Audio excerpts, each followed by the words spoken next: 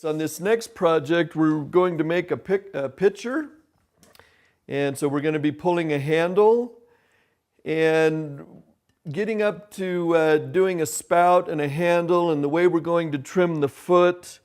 We're going to introduce several new, more advanced techniques. So the first thing that we're going to do that's different is when we wedge the clay, that monkey-faced method, that works pretty well for 3 or 4 pounds of clay. But most potters that I know have switched over to it's called the spiral method. And it's a whole lot easier when you're dealing with larger amounts of clay. And it's another one of those acquired skills. I think it's actually easier for beginners to just kind of get the hang of it and with everything else they're dealing with. But to do this spiral method, for those of us who are right-handed, we're going to be pushing down and away with our dominant hand. Now, actually, both hands are pushing. And then the left hand is going to bring the clay back towards us. So every time we do that, we should be able to find that triangle. That triangle is showing us that we've picked it up and moved it 1/4 turn. So we're just going to keep giving it a 1/4 turn. And the other thing that I really like about this method is that when you roll it over, you end up with a nice pyramid shape. You know, it's not completely centered, but it's pretty close to the shape that we're going for. So we're going to go ahead and plop that on there.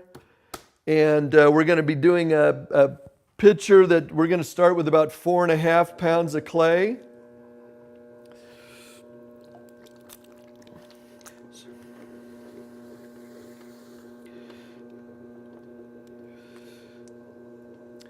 So not much has changed. We're just going to continue to cone it up, push it down for centering.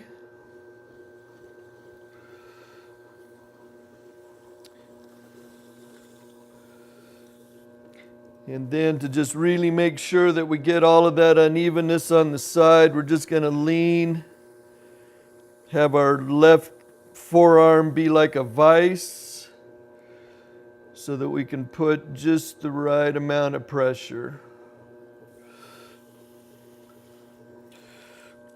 Okay, so since we're making a tall, basically we're going to make a vase shape, and then we're going to turn it into a pitcher.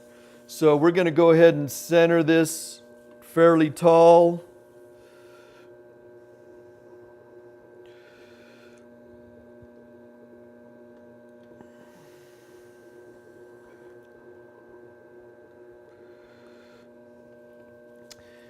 Okay, so now to be able to open up,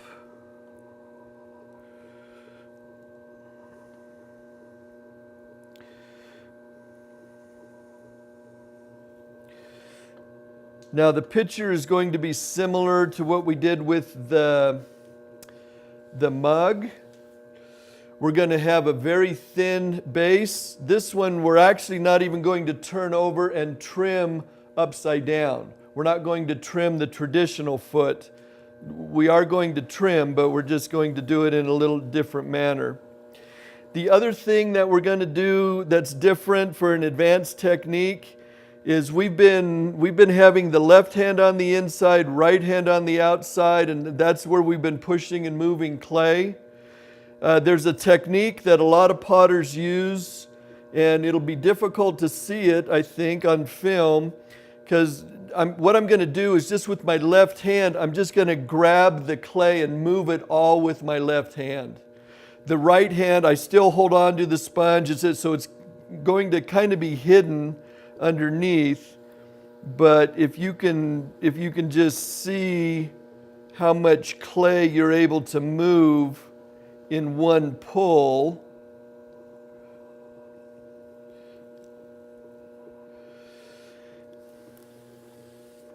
And then you can only do it on that first pull, because after that, then you can't reach around. So that's just a kind of a production technique of just grabbing and moving the clay and being able to maybe do it in one or two less pulls.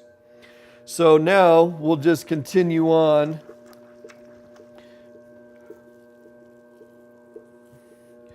So we're just get down in there.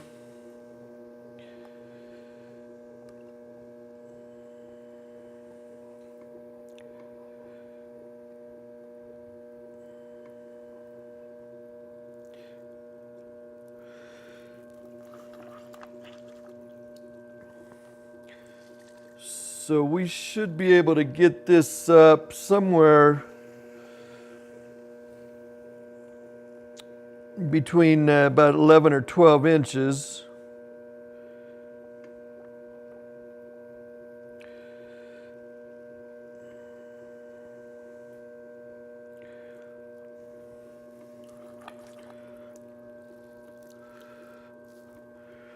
We'll go back and get that little wobble.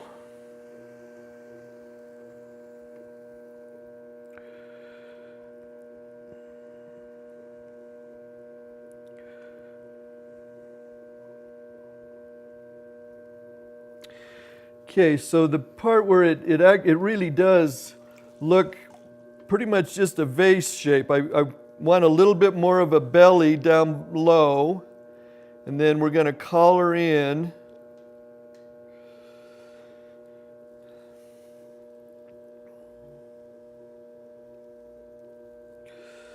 So we're going to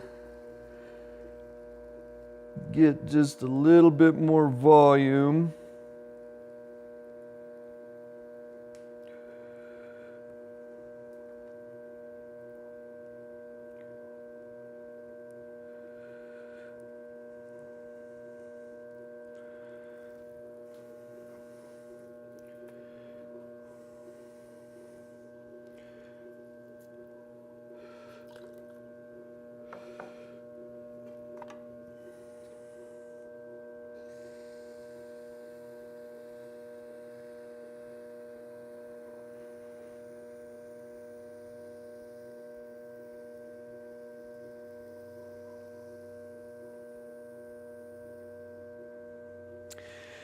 But then to add some strength and some definition to the rim, what we're going to do is take this top lip and we're actually going to tip it in.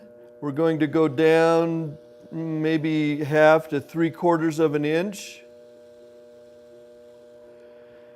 And when we make the spout, that'll make it so that the liquid will have more of a channel. So we're going to make sure that we come in and then out.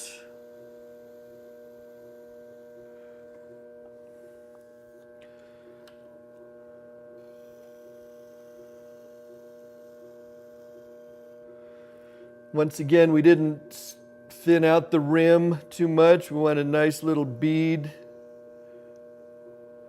for the rim.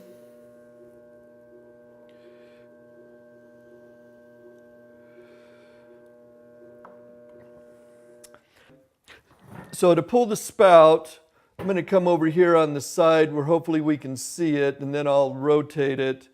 But what I'm going to do is I'm just going to massage just a little bit. All I'm doing is pulling up. And the intent was just to eliminate that sharp line, that sharp edge. So just bringing that up enough.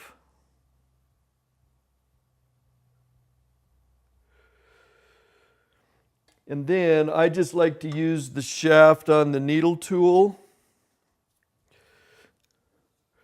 that I'm just going to kind of with my left hand hold in, pull in, and with my right hand stroke and kind of be pulling out to create the spout.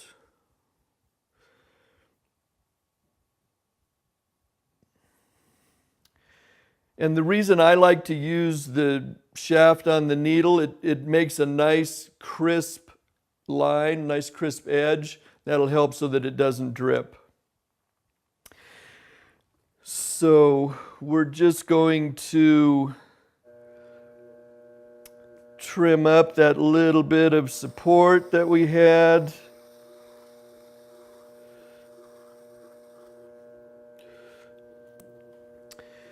Now the other thing that we're going to do different on this one is we're not going to cut it off the bat. We're going to leave it on the bat.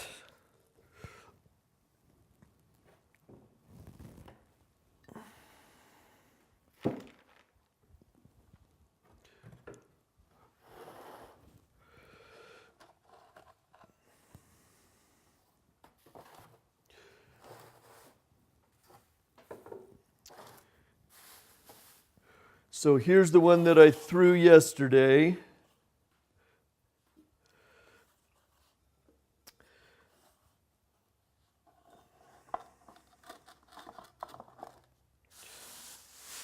Making sure, keeping this nice and moist.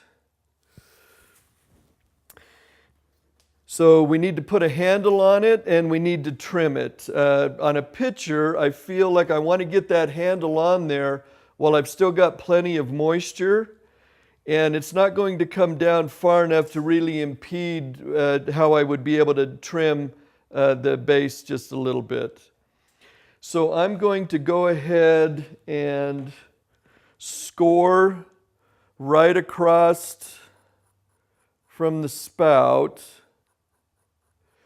and then I'm just going to put one dot down low to be able to give me a reference point for where I think that the handle's going to go. So we're going to do the same kind of handle that we did with the mug. We're going to do the type where we're going to pull it right on the pitcher.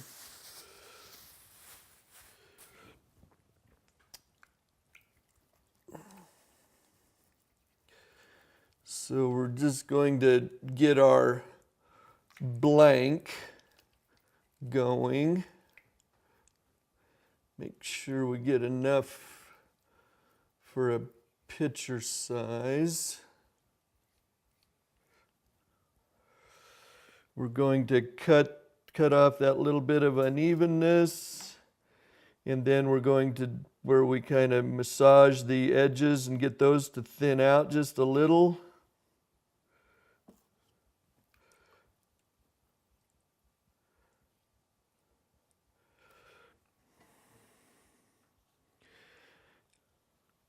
Then we cut that off.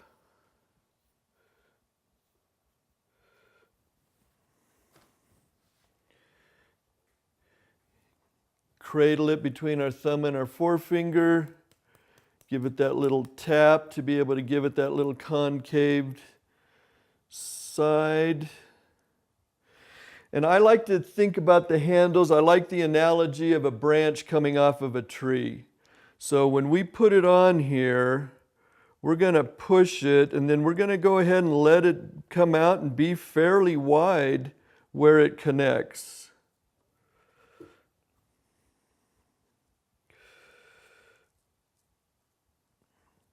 So we're going to join, make sure that that's on there good. And now the fact that we haven't cut it off from the bat, now we can actually hold it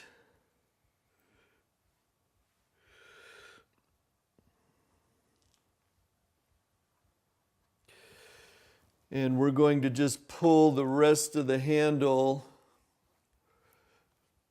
right off of the piece.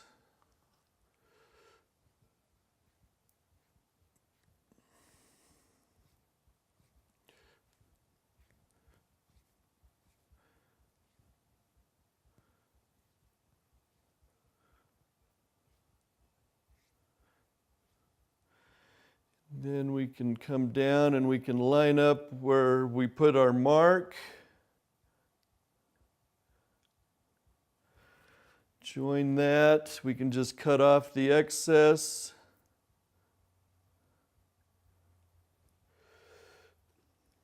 And then once again, I like to just massage that and just give it a nice little rounded, smooth edge.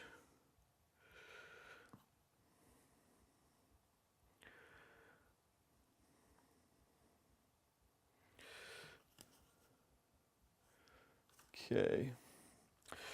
So now to trim, another technique that we usually don't show early on, to just be able to double check the thickness on the piece that we're trimming.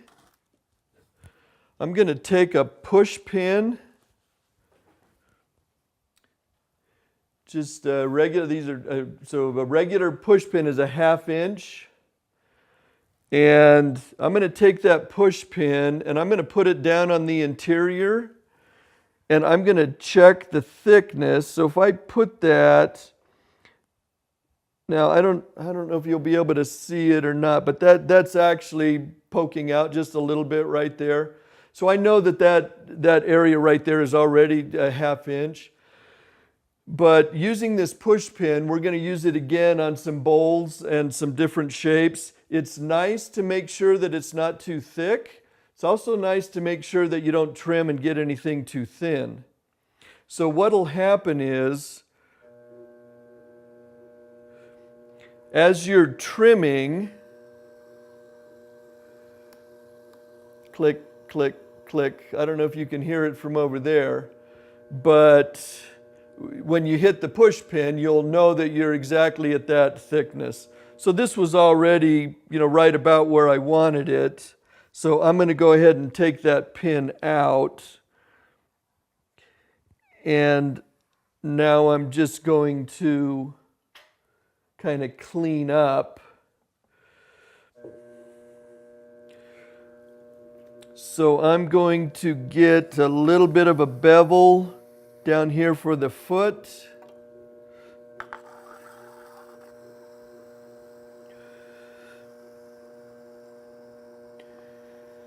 And just make sure we've got a nice transition.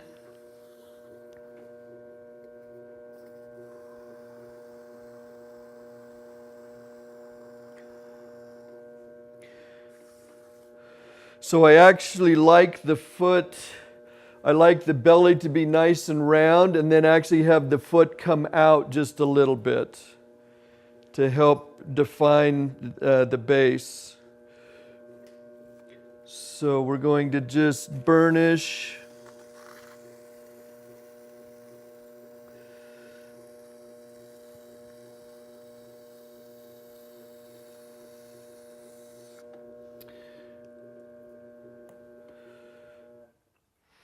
Okay, now when we cut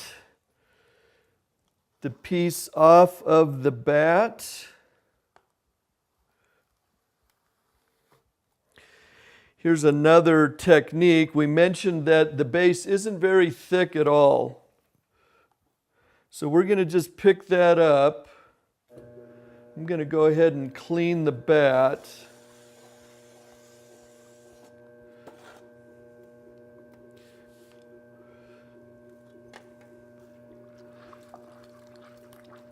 And we just need to clean up this edge just a little bit, just with a damp sponge with your thumb. You can just round off that edge. Then to make sure that the base isn't just completely flat, we're going to just tap it up just a little bit. So once again, we're going to get that kind of concaved foot that we had when we did the mug. And then the last thing we're going to do is called rolling the foot. That once we get all of those things in place, then all we're going to do is just take the piece and just roll it around and kind of define that edge just a little bit better. So now, I think we did this on the mug. I've got just some grooves cut in a piece of plaster. I'm just going to add little bit of a design just to give a little bit of visual interest, give the glaze a place to pool or break.